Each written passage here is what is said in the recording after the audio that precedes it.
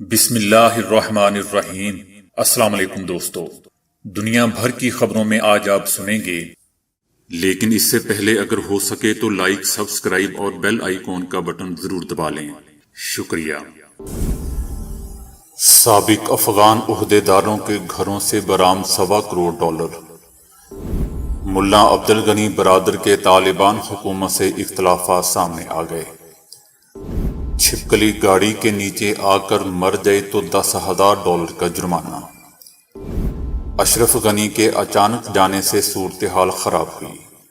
خلیل زاد: زیادہ کھانے سے نہیں بلکہ الٹی سیدھی چیزیں کھانے سے موٹاپا ہوتا ہے، ایک تحقیق۔ از خود بجلی بنانے والا مصنوعی دانت۔ تو آئیے چلتے ہیں اب خبروں کی تفصیل کی جانب۔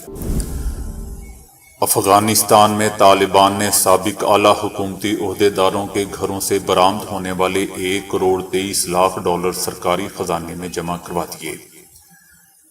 پاکستانی روپے میں یہ رقم تقریباً $2.97 کروڑ بنتی ہے۔ امارات اسلامیہ افغانستان کے عہدیداروں کی جانب سے مجموعی طور پر $1,23,68,246 امریکی ڈالرز کے ساتھ سونے کی اینٹیں بھی بینک میں جمع کروائی گئی ہیں۔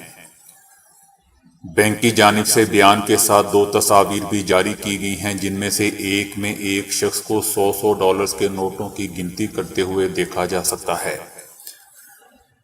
جبکہ دوسری تصویر میں طالبان اور بینک عہدیدار ایک سفید کاغذ پر جمع شدہ رقم کی تفصیل کا جائزہ لے رہے ہیں اور پس منظر میں ڈالرز اور کرنسی نوٹوں کی گنتی والی مشینیں دیکھی جا سکتی ہیں۔ بیان میں کہا گیا ہے کہ رقم کا زیادہ تر حصہ سابق نائب صدر امراللہ صالح کے گھر سے ملا ہے۔ باقی رقم سابق افغان حکومت کے کئی دیگر اعلی عہدیداروں کے گھروں اور سابق حکومت کے زیر انتظام خفیہ ادارے NDS کے ٹھکانوں سے ملی ہے۔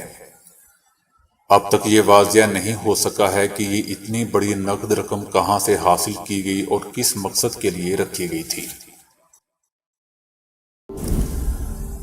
افغانستان میں حکومت سازی کے معاملے پر طالبان کے 2 سینئر رہنماؤں کے درمیان تلخ کلامی کی اطلاعات سامنے آئی ہیں۔ افغانستان میں طالبان کی عبوری حکومت قائم ہو چکی ہے، جس پر جہاں دیگر اقوام اور خواتین کی نمائندگی نہ ہونے کے باعث غیر ملکی دباؤ میں اضافہ ہوا ہے، تو وہیں اندرون خانہ قیادت میں بھی اختلافات کی خبریں زیر گردش ہیں۔ طالبان کے شریک بانی اور عبوری نائب وزیر اعظم ملا عبدالغنی برادر اور کابینہ کے ایک رکن کے درمیان صدارتی محل میں تلخ جملوں کا تبادلہ ہوا۔ نائب وزیر اعظم ملا عبدالغنی برادر نے نئی حکومت کے ڈھانچے میں خواتین اور دیگر قومیتوں کی عدم شمولیت پر سوالات اٹھائے، جس پر کابینہ کے ایک اور رکن خلیل الرحمان حقانی سے بحث شروع ہو گئی۔ صدارتی محل میں ہونے والی اس بحث اور تکرار پر دونوں رہنماؤں کے حامی ارکان ایک دوسرے سے الجھ پڑے اور بات تلخ کلامی تک جا پہنچی۔ ملا عبدالغنی کے حامیوں کا کہنا تھا کہ امریکہ سے مذاکرات ہم نے کیے تھے اور عالمی برادری سے ایک متنوع حکومت کی تشکیل کا وعدہ بھی کیا تھا، جس کی وجہ سے ہمیں افغانستان میں اتنی آسانی سے کامیابیاں نصیب ہوئی تھیں۔ دوسری جانب حقانی نیٹ ورک سے تعلق رکھنے والے خلیل الرحمان حقانی اور ان کے حامی ارکان کا موقف تھا کہ غیر ملکی فوجی ان کی کارروائیوں کی وجہ سے پیچھے ہٹے اور امریکہ بھی اسی وجہ سے مذاکرات پر راضی ہوا تھا۔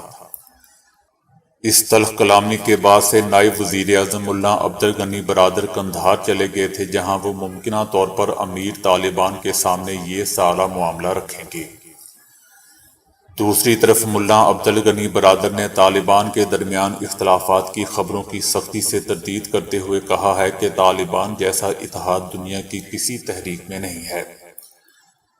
ملا عبدالغنی برادر کا کہنا تھا کہ میں بالکل صحت مند ہوں، سفر میں تھا، اس لیے ایسی خبروں کی بروقت تردید نہیں کر سکا۔ ملا عبدالغنی برادر نے مزید کہا کہ اتنے سالوں تک ہماری جدوجہد کا مقصد غاصب قوتوں کے قبضے کا خاتمہ تھا، ہمارا مقصد اقتدار کا حصول نہیں۔ اس سے پہلے طالبان رہنما انس حقانی بھی طالبان رہنماؤں کے درمیان اختلافات کی خبروں کی تردید کر چکے ہیں۔ کہا جاتا ہے کہ امریکی اپنے اصولوں کے اعتبار سے بہت زیادہ سخت ہیں، وہ کبھی بھی اپنی پالیسی کے برخلاف نہیں چلتے۔ امریکی جانوروں کا تو بے تحاشا لحاظ رکھتے ہیں، مگر انسانوں کے لیے دل میں تھوڑی سی بھی جگہ نہیں رکھتے۔ خصوصاً اسیروں کے لیے، قیدیوں کے لیے ان کے دلوں میں کوئی جگہ نہیں، چاہے وہ قصوروار ہوں یا نہ ہوں۔ ایک امریکی تھانہ ہے جو کیوبا کے مشرقی ساحل پر واقع امریکہ کے زیر انتظام علاقے میں موجود ہے۔ یہ قید خانہ 9/11 کے بعد قائم کیا گیا، جہاں دنیا بھر سے مسلمانوں کو لا کر قید کیا جاتا ہے۔ یہ جیل ایک خوبصورت ماحول کے درمیان بنی ہوئی ہے، یعنی وہاں دنیا کی حسین ترین جھاڑیاں اور وادیاں ہیں۔ اگر جیل اس جگہ موجود نہ ہوتی تو امریکہ کا یہ مقام دنیا کے خوبصورت ترین مقامات اور سیر و تفریح کا سب سے اعلیٰ مرکز ہوتا۔ اس جگہ ایک چھپکلی کی نسل کا جانور اگوانا بھی پایا جاتا ہے جو دنیا بھر میں نایاب ہے، مگر امریکہ کی اس جیل کے قریب جھاڑیوں میں پایا جاتا ہے، جس کی نسل کی حفاظت کرنا امریکی فوجیوں کے لیے انسانوں کی حفاظت سے زیادہ ضروری ہے، جیسے یہ جانور کوئی دیوتا ہو۔ اس جانور کو اگر ذرا سی بھی تکلیف کسی بھی انسان سے ہو جائے یا خود امریکی فوجیوں سے ہو تو ان پر جرمانے کیے جاتے ہیں۔ اگر کوئی فوجی گاڑی چلا رہا ہو اور راستے میں یہ آ جائے اور زخمی ہو یا ذرا سی بھی چوٹ لگ جائے تو $10,000 کا جرمانہ لگ جاتا ہے۔ لیکن دوستو، حیران کن بات یہ ہے کہ اس جیل میں 9/11 کے بعد سے اب تک لاکھوں مسلمان قیدی اور طالبان مارے جا چکے ہیں۔ کچھ قید و بند کی صورتیں برداشت کرتے کرتے خود ہی دنیا سے چلے گئے ہیں۔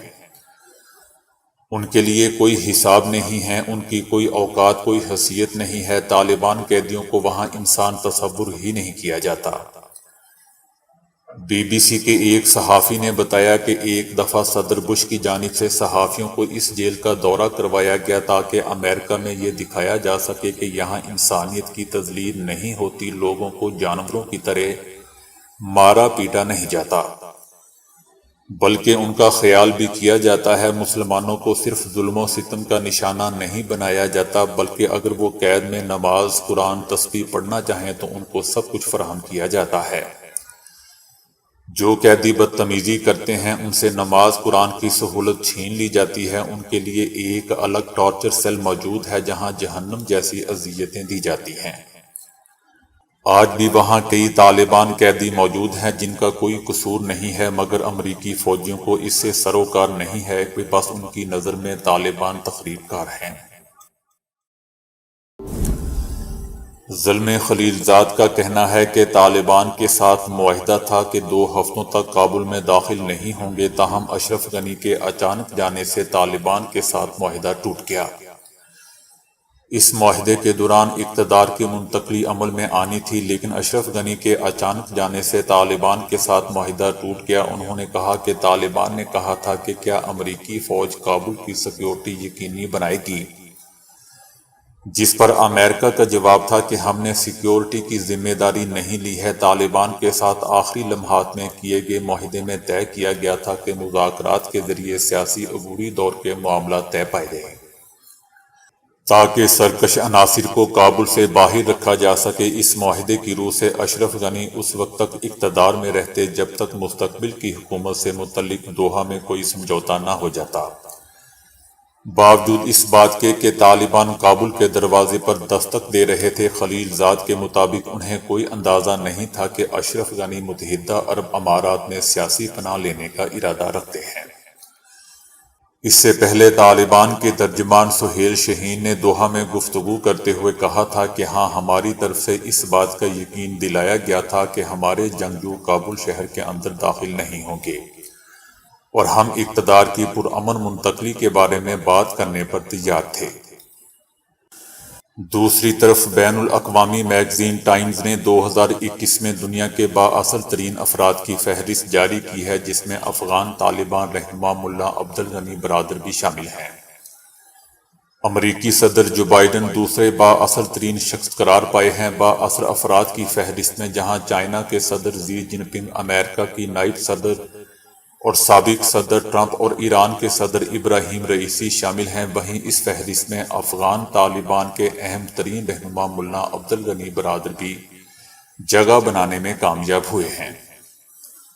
افغان طالبان نے بھی بااثر ترین شخصیات کی فہرست میں ملا عبدالغنی برادر کی شمولیت کا خیر مقدم کیا ہے۔ طالبان کا کہنا ہے کہ ملا برادر انتہائی نرم مزاج اور فیصلہ ساز شخصیت ہیں۔ انہوں نے دنیا کی ایک بڑی طاقت کے ساتھ تاریخی معاہدے کے لیے انتہائی جان فشانی سے اپنا کردار ادا کیا ہے اور ہمیں اس بات پر فخر ہے۔ دوستو، ملا عبدالغنی برادر طالبان کے اہم ترین رہنماؤں میں شمار کیے جاتے ہیں۔ انہی کی سربراہی میں قطر میں طالبان کے وفد نے امریکہ سے افغانستان سے انخلاء کے حوالے سے مذاکرات کیے تھے۔ تاہم افغانستان میں طالبان حکومت کے قیام کے چند ہی روز میں ملا برادر کے دیگر رہنماؤں سے اختلافات کی خبریں انتہائی گرم ہیں اور وہ اس وقت کابل کی بجائے قندھار میں موجود ہیں۔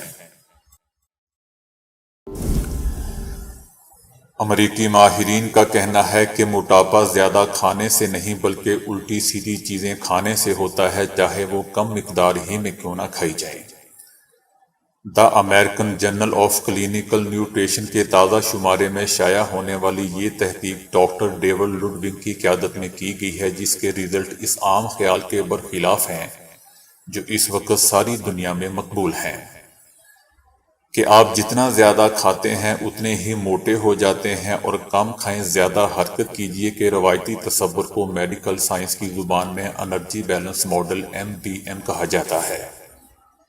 اس کے مقابلے میں موٹاپے سے متعلق نئے تصور کو کاربوہائیڈریٹ انسولین ماڈل CIM کا نام دیا گیا ہے، جس کی بنیادیں کم از کم 120 سال پرانی ہیں۔ ڈاکٹر ڈیوڈ کا کہنا ہے کہ پچھلے کئی اشروں سے کم کھانے اور زیادہ چلنے پر بہت زیادہ زور دیا جا رہا ہے، لیکن پھر بھی موٹے لوگوں کی تعداد اور موٹاپے کی شرح میں مسلسل اضافہ ہو رہا ہے، کیونکہ گھر میں پکے ہوئے کھانوں کی جگہ صنعتی پیمانے پر تیار کردہ غذاؤں کا استعمال بہت بڑھ چکا ہے۔ صنعتی پیمانے پر اشیاء خورد و نوش کی تیاری میں قدرتی غذاؤں، پھلوں، سبزیوں اور گوشت وغیرہ میں ان کے قدرتی غذائی اجزاء بالخصوص ریشے فائبرز نکال باہر کیے جاتے ہیں۔ دوسری جانب غذائی مصنوعات کی تیاری میں بہت سے ایسے اجزاء بھی شامل کر دیے جاتے ہیں جن کی وجہ سے جلدی پیٹ بھرنے کا احساس نہیں ہوتا۔ ان تمام چیزوں کا مجموعی نتیجہ یہ نکلتا ہے کہ ایسی غذا کم مقدار میں کھانے پر بھی موٹاپے میں خاصا اضافہ ہو جاتا ہے۔ دنیا بھر میں لوگ مصنوعی دانت لگواتے ہیں، لیکن ان کی عمر ایک حد تک ہی ہوتی ہے اور دوسری جانب وہ مسوڑھوں کی مجموعی صحت کو بھی متاثر کرتے ہیں۔ اب اس کا حل ماہرین نے ایک ایسے مصنوعی دانت کی صورت میں پیش کیا ہے جو بجلی بھی بناتا ہے، جس سے میل نہیں جمتا اور مسوڑھے بھی تندرست رہتے ہیں۔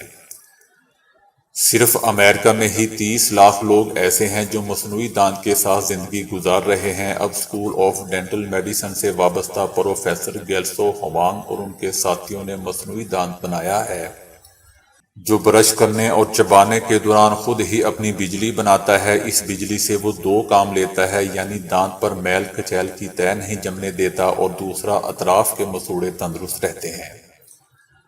اپنی بجلی کی بدولت مصنوعی دانت معمولی سی روشنی خارج کرتا رہتا ہے جو مسوڑھوں کی افزائش کے لیے بہت ضروری ہوتی ہے۔ اس کی وجہ یہ ہے کہ مصنوعی دانت کتنے بھی اچھے ہوں، اکثر 5 سے 10% میں گر جاتے ہیں یا پھر وہ مسوڑھوں میں جلن اور بیماریوں کی وجہ بنتے ہیں۔